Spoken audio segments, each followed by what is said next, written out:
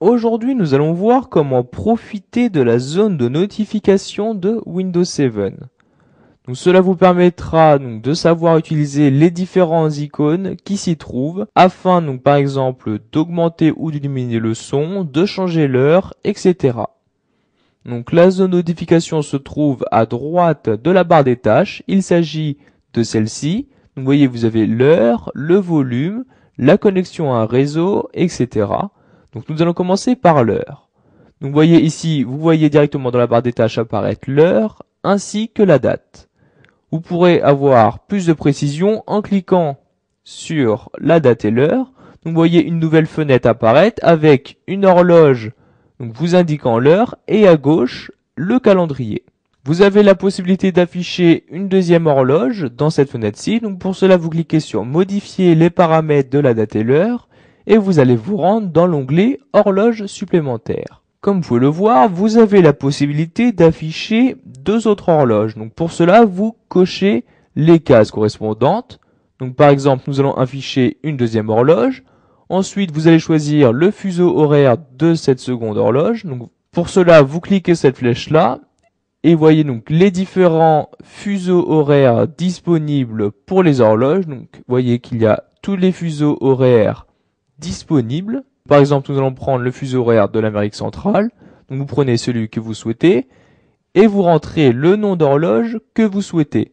Donc ici, il s'agit par défaut d'horloge 1 et nous allons par exemple mettre horloge AM comme Amérique et vous cliquez sur OK pour appliquer donc vos changements. Et maintenant, si vous vous rendez donc de nouveau dans la fenêtre, vous pourrez voir qu'une nouvelle horloge est apparue avec le nom horloge AM qui indique l'heure en Amérique centrale.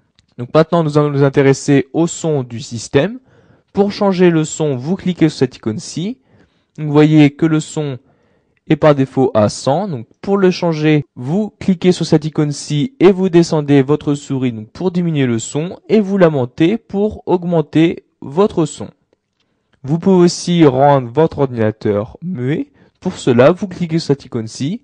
Et maintenant, plus aucun son ne sortira de votre ordinateur. Donc nous allons réactiver le son en recliquant de nouveau sur cette icône-ci.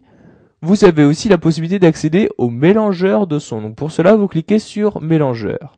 Donc comme vous pouvez le voir, grâce à ce mélangeur, vous pouvez différencier le son du système et le son qui va sortir des haut-parleurs. Donc vous voyez par exemple pour le son système, vous pouvez le mettre à 40 et augmenter un peu plus le son haut-parleur. Donc vous pouvez, donc, grâce au mélangeur, différencier ces deux types de sons. Donc maintenant nous allons fermer cette fenêtre à l'aide de la croix en haut à droite. Et nous allons maintenant nous intéresser à la connexion Internet. Donc si vous cliquez cette icône-ci, vous pourrez voir dans cette fenêtre-ci les différentes connexions à Internet possibles. Donc plus il y en a, forcément, plus la fenêtre sera grande.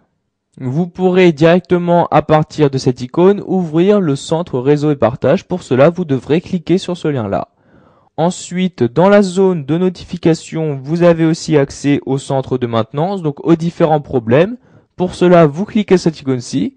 Et vous voyez ici, j'ai deux problèmes qui se trouvent dans le centre de maintenance. Pour afficher les icônes supplémentaires de la zone de notification, vous cliquez sur cette flèche-ci. Et vous aurez donc accès aux autres icônes disponibles dans la zone de notification. Donc vous voyez ici les deux icônes-ci. Voilà, vous avez appris à profiter entièrement donc de la zone de notification. Vous savez donc maintenant où elle se trouve, mais aussi comment l'utiliser. Donc par exemple en modifiant le volume de votre ordinateur,